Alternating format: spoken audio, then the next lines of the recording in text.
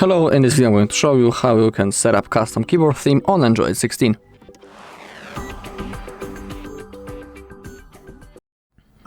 Okay, to do it we need to open up the settings of our keyboard. To do this fast, open up settings, open up the search bar, and when your keyboard appears, click on the settings button. And now in here we have the theme. Simply click on that. In here we have suggested themes, and to set a custom one, click on that plus button above, and you can select a photo from your gallery to use as a theme. For example, I'll select that one.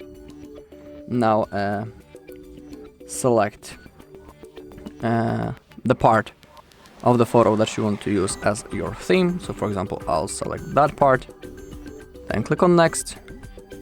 You can also adjust the brightness of it, then click on done.